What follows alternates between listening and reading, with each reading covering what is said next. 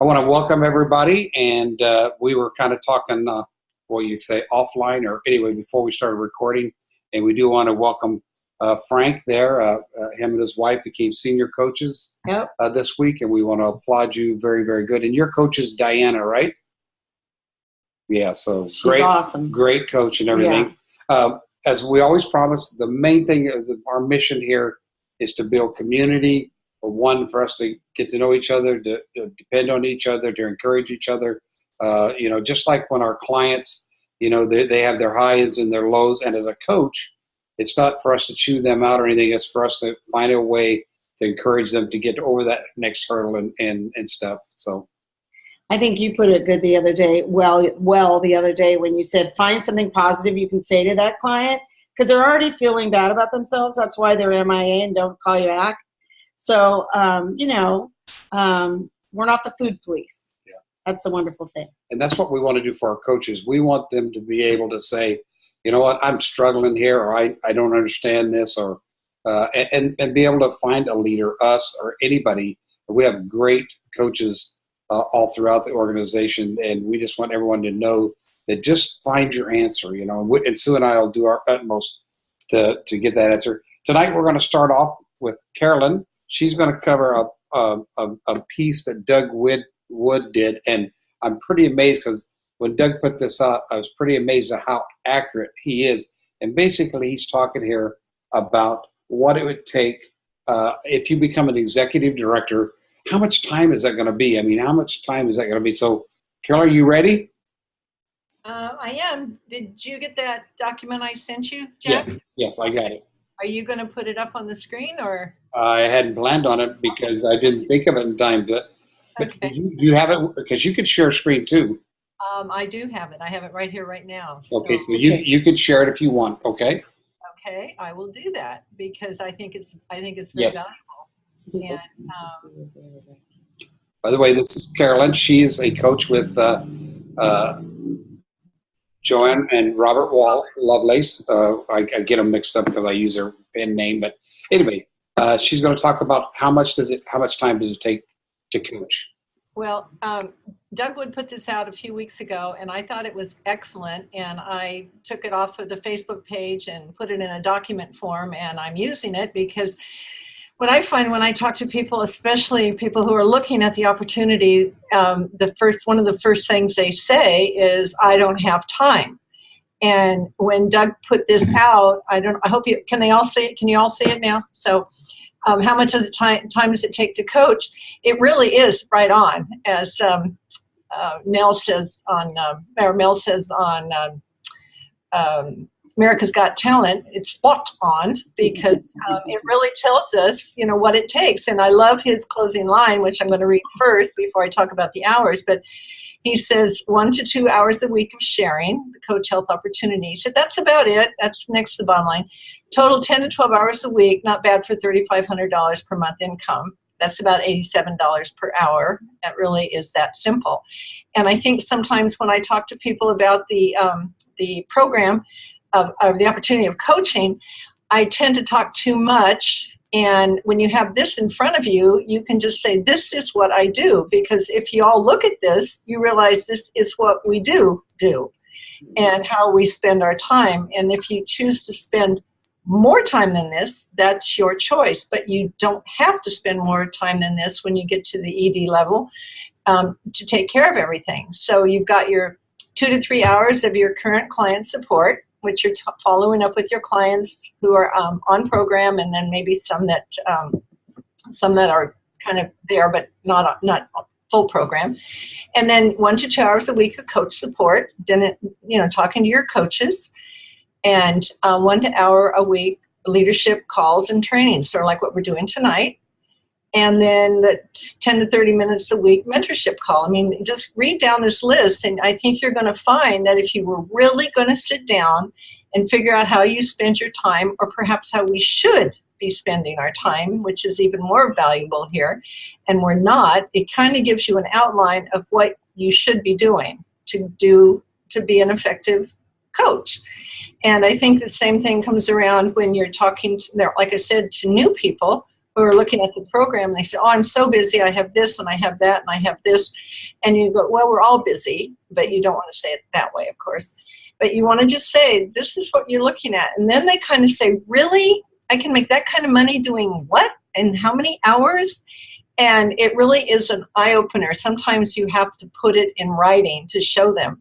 And when this came from someone else, not from you, it becomes even more valuable, because you can say, this came from someone who is building a huge business, and he's talking exactly what we need to do on a weekly basis to have a sustainable executive director business and moving on to whatever level we choose to have.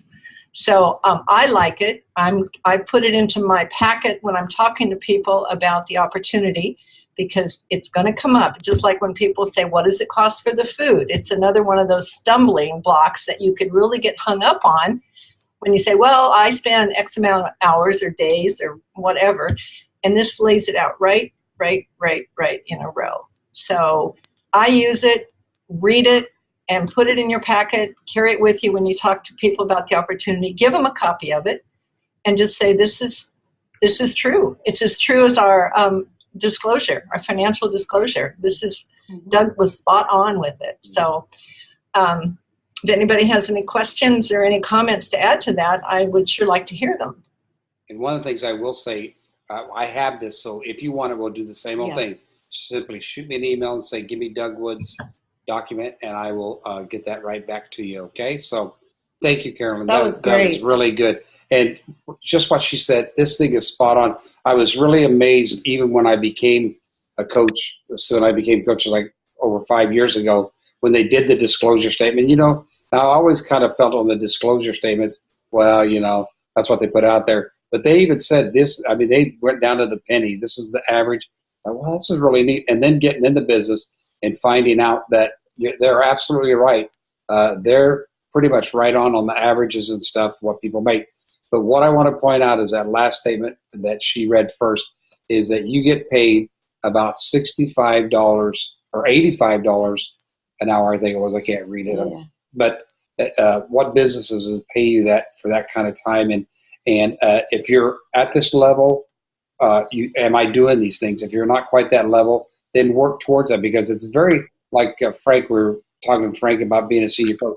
You get those 5 clients, and your business will really start to grow. So many new coaches want to get the 1 or the 2 clients. They don't take that next step to get the 3, 4, 5, and it really gives them the basis where the things really take off. Referrals, more people are seeing all the different things that happen. So, Caroline, thank you so much. You go ahead and unshare the screen there. That was really very good. Very, very good. Okay, here we're back. Thanks so much. Jan joined us. Hi, Jan. What I want to talk about now is that there has been a little bit of confusion on the challenge, and let me give you a little history on that. Is that Craig Blanchett has done 3 of these challenges, and now we've stepped into this challenge, which Kim Fisk has been doing, and it's all laid out. It's easy. And I want to say this before I say anything. I want to encourage you guys to get involved in the challenge. Now, it's become, Dr. A became aware of it and asked the Millers to do a testing, because the company is looking to do this in September, company-wide. It will all be in the same challenge. It'll be just wonderful. But in that, so what happened is the Millers are starting a challenge at the same time. If you have signed up for Craig's challenge, don't let it bother you, because the Millers don't care if you're in their challenge or his challenge. Personally, Sue and I are already in Craig's challenge. We're going to continue there. We're going to promote our teams to get in there. And Craig is very organized. He's worked out a lot of the kinks and stuff. Run very smooth. If you want to get in the Millers, that's fine. The whole thing is, this will help you build your business, and it'll help your clients stay strong. So again, if you haven't done it, I want to encourage you to get in a challenge. Any questions about that? Nope. We'll just give a few minutes for anyone who wants to pop back on and ask a question. Anybody? Yeah, I have a question. Can you hear me? Say who you are. I'm Jan. Oh, hi, Jan. Oh, there you've been. For everyone. You didn't pop up. That's why. Yes, Jan. Okay. Well, we signed up for the Millers only because, she sent a link, and so we signed up for the Millers and all that. Mm-hmm. All right. But the problem that we have is that I sent a link to Brent to find out, maybe I shouldn't even ask this on this call, but to find out how it would work. Well, he didn't sign up because he couldn't, because it said that he would be a coach. So I haven't sent anything out because I didn't want my clients to become coaches. Okay. Well, I do, but you know what I mean. Yeah, on the challenge. I will take this offline. There is 2 links. If you send the wrong one, you'll actually be signing up. Okay, I don't know where the other link is. Yeah, and I can show you that offline and everything. Okay, thanks. So yeah, but again, the main thing is everyone needs to get involved in this. Even if you're that person that you're a little bit afraid, you got your doubts, jump in, because this will be a good training one for when we go nationwide. You will be set to hand out postcards to people on the street saying, hey, you want to join the challenge? But they don't have to be clients or anything. So, and what we found is a lot of our clients need to lose more than 30 pounds. So entering each challenge each time is a good thing. Mm-hmm. It's not a bad thing because they love the support. They love the page where you can, get the support if you have a Facebook page too. So, yes. Okay. So it's a good thing. All right. Now we're going to get into the little training for tonight. And basically I want to talk about, and I've got about 15 minutes. And again, I want to stop about 5 minutes shy to where you guys can ask questions. Or as you guys know, this is for you. It's for us to be a community. If you have a question, if I can see you, just raise up your hand. If not, just pop off your mute. We're family. And say, just say, Jack, I got a question there. Okay. Or a comment. Hi, Diane. Or a comment. Okay. Diane joined us too. Okay. So. Okay. Okay. Basically, what we're going to talk about tonight is 6 things highly productive people do every day. And so, have you ever felt like you just not getting enough done? That you have this list of things that you want to accomplish, and you get to the end of the day, and you think, "Oh my gosh, I just haven't got it done." There's a report out that says most people in the United States work about 45 hours a day. 45 hours a week, I mean, and they consider about 17 hours of that time they weren't very effective in doing it.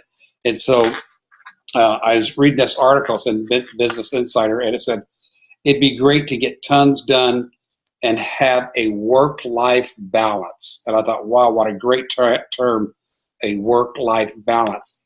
And it goes on to state these. And so Tim, I don't want to try to pronounce his last name, he's the one that wrote the 4-hour work weeks, and basically it's all being very, very precise in what you're trying to accomplish and stuff. So first tip of the day when you get up in the morning is manage your mood. Does that mean your husband's mood or your mood? I think if you're going to be productive, that's your mood. Rats. Okay. So, but husbands, you might want to be in a good mood to where it makes, anyway, you get twice productive that way. But manage your mood. There's been many, many studies. There's enormous power in just getting up, feeling good, having the right attitude. And if you start your day calm, it's been said that you get right at the things that need to be done. You get focused. You're not tense. And I think all of us, of course, I've never done this, but Sue's done it quite a few times, get up in a cranky mood. Right. And so, and she's not as near as productive. And I try to tell her, if you get up sweet and kind and generous, like me, of course, you would get a lot more done. I'm sure. So this teaching's for her tonight. I just wanted you guys to act like it's for you, okay? Actually, our son at dinner said, Dad, how about just having a 24-hour day where you can be angry all day, but the rest of the days of the year you can't? I like that. I'll just be gone then. I don't know why. He must have been talking about you. So anyway. Sure. Okay.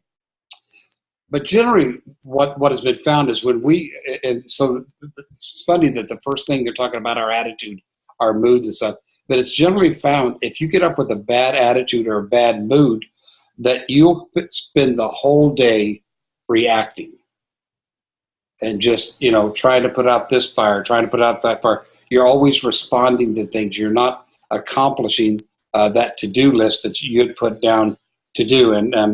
And researchers have shown that you start your day in a positive manner, your productivity will be much, much higher than if you start in a bad mood. So that's number one. Anyone want to say anything about that? Tell on their spouse or? I already did that. Oh, you did that already. Yeah. Okay. Anybody? With a few seconds. Okay. Number two. Yes. Yes. One of the things that can really manage your mood, and I've read this somewhere else, maybe part of what you did, but don't look at your emails first thing. Yeah. That's point two. Yeah. No, But that you helps gotta get ahead of manage. me. Huh? I'm sorry, Jack. I took away your thunder. Yeah, that is point two. Well, I'll just say this right now. I'm in a bad mood now. Save that for the morning. Don't check. Okay, it's all yours. I'll be quiet. But it's absolutely Why is right. it saying that? Now, Jeff? I will say this. Not only does it say, because we are changing, our society changing, it said not only don't check your emails, but your social media. Because but that's when most people look at it, from like 6 to 8 in the morning. Exactly, and they're saying that's the worst. That's the worst thing to do, because you will find yourself responding to other people's. And so the question was always put to me: whose business do you want to build, yours or the people emailing you or social networking with you? And those things, even though we think they go away, they'll still be waiting for you 90 minutes later. They will still be there. And I've had to teach Sue and I both had to learn that just because someone emails us, most people aren't expecting a 30-second reply when they email. They're just trying to say, hey, Jack and Sue, when you get around to it, what's the answer to this, or can you help me with this? And so don't start your day emailing. I've been doing it all wrong. I know. but a lot of times we use it as an unwinding tool, but in the morning would not be that time. If I would say, or organize. I thought maybe I'm organized in the morning, so that's why. So that's what a lot of people think. But it actually sets the day to where you could be chasing things to get settled for them, and the next thing you know, it's 10, 11 o'clock in the morning, and you've never even really said, or attempted to do anything that you want to do. Here it says, why is checking email in the morning a cardinal sin? And it said you're setting yourself up for a reaction. You're setting yourself up to do somebody else's goals, not yours. And research has also shown that sometimes by just reading it, you get all stressed out, because all of a sudden you may have had your day planned, and all of a sudden by reading your emails, oh no, now I've got to do this. Oh no, now I've got to do that. So all of a sudden that mood we talked about, even though you may have woke up in a good mood, all of a sudden you feel all this stress that not only do I have to accomplish the things I want, now I've got to do this and this. And so they say it's just be better if you, and they said social networking is as addictive as tobacco or alcohol.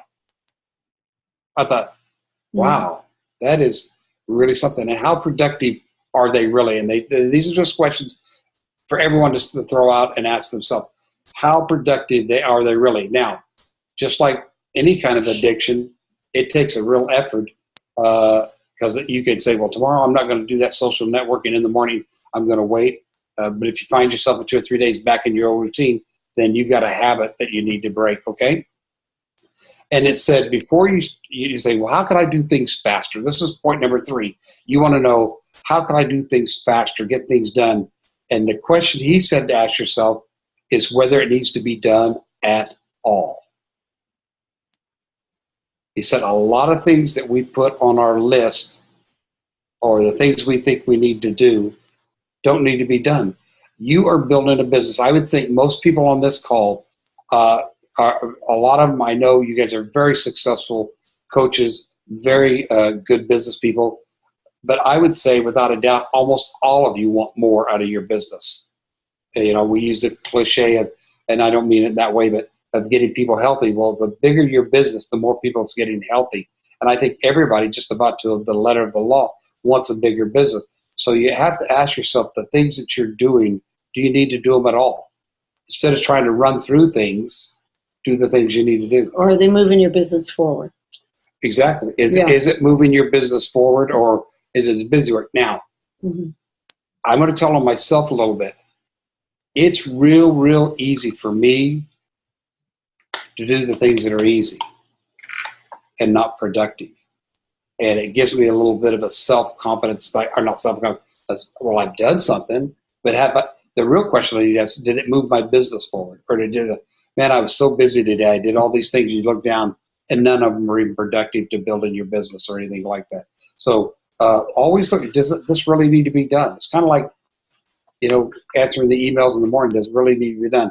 The vast majority of things that people do quickly shouldn't be done at all, is what they said. So, all right, and I'm going to go to point 4. It says focus is nothing more than enabling distraction. Eliminating. I'm sorry. Okay, I guess I should read it. Focus is nothing more than eliminating distraction. I'm trying to read right. Ed Holloway, the former professor at Harvard, said that he's the one that wrote Driving to Distraction, says that culturally we've generated the ADD society, that we just so, the answer is to lock yourself. Oh, he said we just driven ourselves to go. He suggested 4, to get in that quiet place, in that place where all your distraction, right? And I know this is true because I go to work earlier than I need to in the mornings, but I like to get there, and I like because it's nice and quiet. There's nobody there, and it just really is. It just kind of lets me think and lets me focus on the things that really need to get done for that day. So there's something said about getting in that place where you can just really think, and all these other points that we talked about can be accomplished through that. Okay. Number 5. And this is some you guys have this already, but have a personal system. Productive people have routines. And productive people are organized. I'd go that far because it's so overwhelming when everything's just all over the place and you can't find a thing and you're trying to be systematic about your business. It's hard to do. And I would say you just need to stop. And this is all those things, man. I had to read through these and I had to own up to some things. Yeah. And that's all this is about, because we want you to be successful. We want you to be productive. And so have a personal system. Are you finding that it's Wednesday now and you really look back and you really haven't done anything? And I'm talking about take shape, but this works in every area. But have you find that's Wednesday or Thursday? And when you really look back, you really didn't do that much for your business. Going back to when Carolyn said, 10 to 12 hours, and the executive director, that means they're taking care of about 20, 22 clients. That's not even counting if they have coaches. And they're working 10 to 12 hours, and they're making $3,500 a month. So are you really given that kind of time to get to that place? Or are you finding it's Wednesday or Thursday and you really look back, you haven't accomplished much? And he's an administrator, so he's organized. And I've learned to be better. I'm not as organized as he is, but I've learned a lot. And our client list is very clear. There's no question every morning we wake up who we're going to call. Well, you've got the copy of the sheet that we have. He runs it off. And we know the time to call, and we know the latest about that person. If not, we're just kind of making a routine call, and then they don't think it's genuine. They don't feel you're sincere if you don't. And we've done this too. We've not written down as exactly as we should, and getting a few clients mixed up and say, well, isn't this? Hasn't she lost 22 pounds? And that's easy and come to find out we mixed them because their names were similar. Mm-hmm. And so it's just having those things. It's an easy thing to do. It doesn't have to be even neat. It just has to be organized. And so it says great systems work because they make things automatic and they don't tax you. They don't suck all the energy out of you. So personal routines really, really, really do work. And I know if we had time, we could probably have 5 or 6 of you pop on and just say how being just a little bit organized. The last point, and the reason I'm getting through this because I want to get through the last one, is define your goals the night before. And that a little bit what Sue and I talked about in 5 is that we have our things. Can things change? Absolutely. We're heavy Monday, Tuesday, Wednesday, so we open up family night, Friday night, and, the weekend more. Yeah. We try. So we're heavy in the beginning of the week. And plus, we've learned being in Take Shape. All their events are Thursday, Friday, Saturday, Sunday. So that means we can go to events and not have that much to do back home, or not saying 100%, but so that really, really helps. But define your goals. It's how many of you on your clients tell them if they'll prepare their brown, or we call brown bagging it, the night before, that they'll be better successful in the program.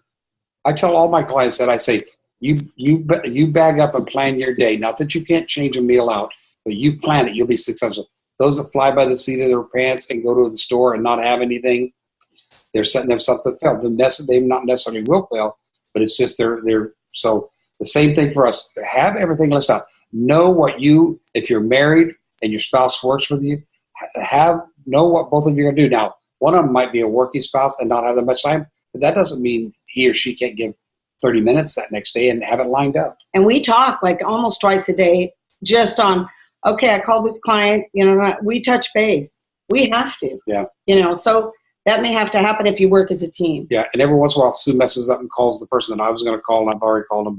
And they get double calls. Yeah, or vice versa. Any questions? Okay, you want to be busy, but you don't want to feel rushed, okay? And you want to have free time and fun time. Yes. And again, all this is to make sure we do have fun doing the business. We want to have fun. So Frank has a question. Who does? Frank. He's raising his hand. Well, I don't have a picture of him. I'll do the screen here. Here we go. Okay, gallery. There we go. It was more of a comment. It's more of a comment about, I think about a month ago, or when I was just starting to decide whether I wanted to coach or not. You said something, Jack, that stuck with me, because I tend to over-organize or over-analyze, and I find myself managing instead of growing. Right. And I thought that helped me. Probably that one key helped me a lot to check myself as I was starting in my well-experienced 25 days as a coach, to learn to do things that were more growth and productive and not manage. And that helped me a lot. So thank you for that. And the thing of it is, you could be in these, you can come in and out of these things. We want to be in the creative state in our business, creating new people coming on by talking to people. We can get very busy doing the busy work and not talk to anybody. In other words, not grow, because we're not talking to anybody outside the circle we've already formed. Right. Not talk to anybody new. Right. Rick, Jeffrey, and Diane. We can see your faces now. Hey, hi, Jeffrey. Hi, Diane. But so it's very important. We want to be in the creative state. You could slip back into that managing state, and that's the state where you got a hefty amount of clients and you got some coaches, and so you're trying to help them the best you can, but you turn around and you're not growing. And or I was going to say, at the end of the month, you're like, whew, I made it. And then it's easy to kind of cruise the first week of the next month, and instead of being proactive and getting a jump start. Yeah, we always, we hate seeing those smiley faces go away, but that's just a challenge to get them back up there as quick as possible. But again, and then the next state is when you start, I call it, start attacking the ones you love, start attacking your mentors and stuff like that, because why aren't they helping me more? Why isn't my business growing? And then, of course, the last state is you're dead, and that means your business has died. We realize that people will fall back in the managing state sometimes, but let's be creative. How, learn how to talk to people. I'm hoping to have a special guest speaker next Tuesday night. I'm not sure yet, so I'm not going to say anything. Yeah. They've been invited, but it'll be on really the things that I think will help you grow your business, okay? Any other questions or comments? I'd like to mention something. Yes, Jack, I have a comment. This is Mary. Okay, I'm going to have Jeff go first, then Mary, you'll be next, okay? Okay. Go ahead, Jeff. I just loved what you mentioned just now about being in the creative process, and earlier you were talking about the challenges, and Craig's doing one and the Millers are doing one. It doesn't matter which one we do. They're essentially the same, but I realized today what was so cool is sometimes we don't know, sometimes we get stuck in what we want to create, and the fact that we have those challenges gives us something new to talk to people about. Yeah. So I printed off a list of every client I've ever had in the last 3 years and just started picking up the phone, because sometimes you go, oh, hi, I haven't talked to you for 2 years. now you have something to say. I've already sent an invitation out. They have my fancy little card. And I go, hey, did you get my card? I'm getting ready for the challenge. Are you excited? And they either say, no, I'm not excited. Or they say, yes, I got it. Or who cares? It's something to put you back in the creative process. So if people are not tapping into that, today was a huge day for me. Good. Calling and calling and calling and calling and asking and leaving messages. And I would encourage people to do it. That's a great idea. Can I see your card? Can you show it? It's the one that. Is it the one? Yeah, Craig did. Yeah. Great. It's pretty close. I gave it. I played with it, but yeah, of course you put your manly. You did the pack on there. You did the creative thing. Go ahead, Mary. Good job. Well, yeah, I was just going to say, for me, I almost kind of feel like I've taken quite a few steps back, only because of the new day job that I have. But what I want to encourage people who probably have maybe had the same kind of feeling is really talk to your mentor. Joanne and Robert have been very good about helping me kind of go back and revisit what helped me be successful in the beginning. Yeah. And so I'm going back and I'm recontacting people who were, my first clients and that kind of thing, but I've also kind of developed another new list. So now that school's getting close to being done, and I'll have more free time this summer to kind of move forward with getting new contacts, that kind of thing. And, people that have full-time employment, I'm fully employed and I work, 45, 50 hours a week, but that makes me, the things we talked about tonight, so much more important, because I have to plan a lot of my activities and stuff. But I want to go back to you, Jeffrey, the challenges, that's why I want everyone to get involved. Mm-hmm. Even if you stumble, fall down, don't do a good job. Have one team member. Even if it's you and one team member, do it, because what's going to happen is we're going to start this about a month in advance again, and you're going to have those cards. You're still not too late to have the cards. Those cards are wonderful because you can actually walk up to a stranger and say, I'm so excited, I'm doing a challenge. And they go, well, what's it cost? Well, $20. But if you can cash prizes, you can win that. But I said, they said, well, what do I have to be on a programmer? No, you don't have to be on anything. And I tell you, Craig and us converted more people that weren't even on the program and entered the challenge, because you know what they saw when they go to they see these other people losing 3, 4, 6, 8 pounds in a short period of time, and then they want that. They think they're going to come in eating their juicer or whatever, and all of a sudden it doesn't work like the program does. And we had a Zoom call for our team, and so they would share, and so then they'd go, oh, wow, that person lost, and that person, well, how'd they all do? Yeah, So any other questions? Anybody? Okay. How do you do the Zoom meetings? How do I? How would we get to do the Zoom meetings? Can we talk about that later? Or? You mean how do you Zoom? How would we get these Zoom meetings going? Oh yeah, we'll talk offline on that. But yeah, it's just like this one here, and you can Zoom for free. That's the beauty of it. It does limit you to no more. It starts warning you at 30 minutes. You run out of time. Sue and I just went ahead and paid the fee for the year, because we didn't want things flashing up in front of all you guys. You're going to run out of time in 3 minutes. Then we all start talking real fast. But we email. Yeah, she asked how do you get them.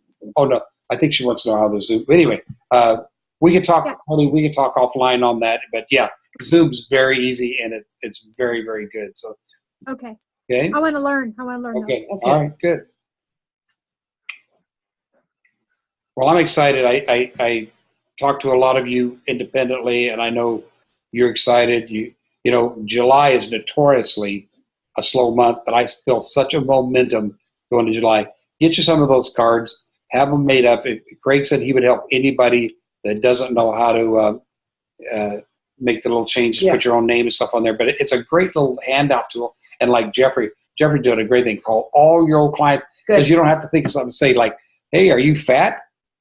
Or no, it's me again. It's really good for strangers too, or people that have never been introduced to Take Shape, because everyone loves a challenge. Who doesn't? Yeah. And so it's a good conversation piece, like you said, Jeff, rather than Take Shape. Yeah, it's a great piece. So, and that's why I say get involved now, because even if you don't get the cards made, next time you will, and there'll be things to do. and your business will explode. Ours has exploded every time. So, all right. Any questions? Okay. As you're done, I'll She just. has one. Oh no, she's waving. Oh, waving bye. I want to thank Carolyn for you did a beautiful job. Frank, congratulations. Yes. I can hardly wait to see how you end the month, what ranking. I figure ED will be fine. No pressure. And then the callers that weren't able to be seen, we were going to say goodbye to them. They didn't do their hair, so they didn't want to come on. No. I want to be Jack and Sue when I grow up. That's why. Right. Don't say that. You don't know what you're saying. Well, anyway, we'll stay on if anyone wants to ask questions. I'm going to stop recording.